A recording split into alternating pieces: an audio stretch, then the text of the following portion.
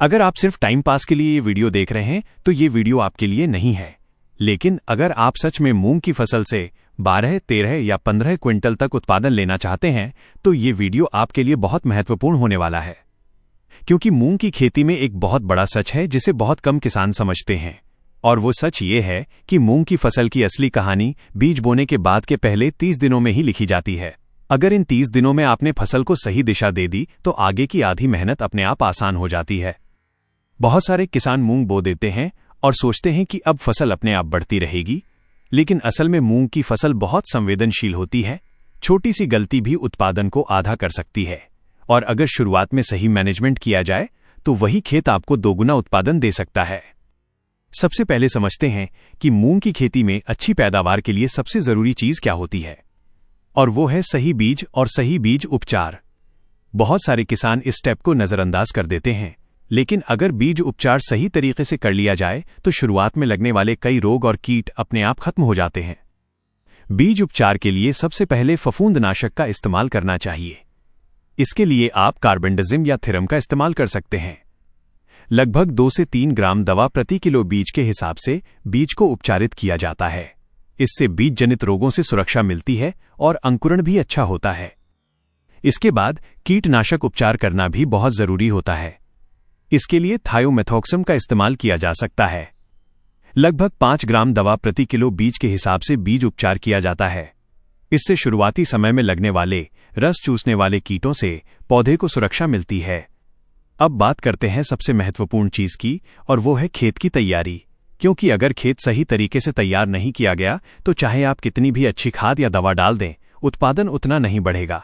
मूंग की फसल को हल्की और भुरभुरी मिट्टी पसंद होती है, इसलिए खेत की अच्छी जुताई करना जरूरी होता है। खेत की पहली जुताई मिट्टी पलटने वाले हल से करनी चाहिए। इसके बाद 2 से 3 बार कल्टीवेटर चलाकर मिट्टी को भुरभुरी बना लेना चाहिए। इससे मिट्टी में हवा का संचार अच्छा होता है और जड़ें आसानी से फैल पाती हैं। अब बात करते हैं खाद की। क्योंकि बहुत सारे किसान मूंग को दलहनी फसल मानकर खाद कम डालते हैं, लेकिन अगर आप ज्यादा उत्पादन चाहते हैं तो संतुलित खाद देना जरूरी होता है। 1 एकड़ खेत के लिए लगभग 40 से 50 किलो डीएपी देना फायदेमंद रहता है। डीएपी में फास्फोरस होता है जो जड़ों के विकास के लिए बहुत जरूरी होता है। जब जड़ें मजबूत बनती हैं तो पौधा मिट्टी से ज्यादा पोषण लेने लगता है। इसके साथ 10 से 15 किलो पोटाश भी देना फायदेमंद रहता है। पोटाश पौधे को मजबूत बनाता है और रोगों से लड़ने की क्षमता बढ़ाता है। अब बात करते हैं बुवाई की, क्योंकि बुवाई का तरीका भी उत्पादन पर सीधा असर डालता है। बहुत सारे किसान मूंग को छिटकुआ विधि से बो देते हैं, लेकिन अगर आप ज्यादा उत्पादन चाहते हैं तो लाइन से बुवाई करना ज्यादा बेहतर होता है। लाइन से बुवाई करने से पौधों के बीच सही दूरी बनी रहती है, जिससे पौधों को पर्याप्त धूप और हवा मिलती है।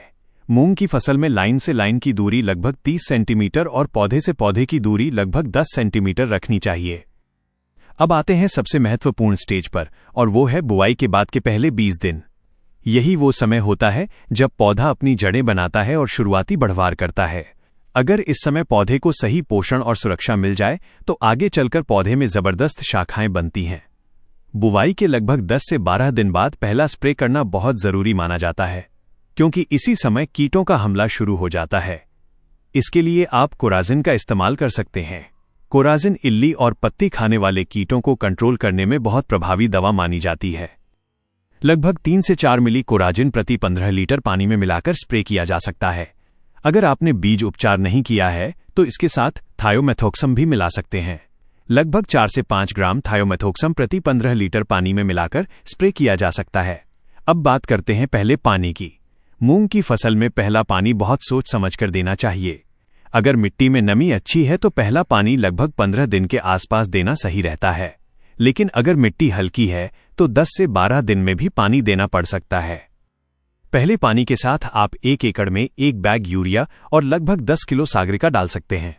इससे पौधे की बढ़वार तेजी से होती है और पौधे में शाखाएं ज्यादा बनती हैं। अब आते हैं 25 से 30 दिन की स्टेज पर।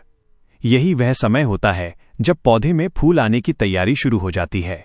इस समय पौधे को माइक्रोन्यूट्रिएंट्स की जरूरत पड़ती है, इसलिए इस समय एक अच्छा पोषण स्प्रे करना बहुत जरूरी होता है। इसके लिए आप 19-19-19 या 00-52-34 का स्प्रे कर सकते हैं।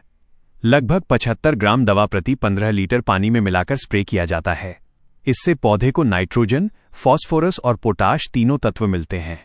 इसके साथ बोरॉन भी मिलाया जा सकता है। बोरॉन फूल बनने और फलियां बनने में बहुत महत्वपूर्ण भूमिका निभाता है।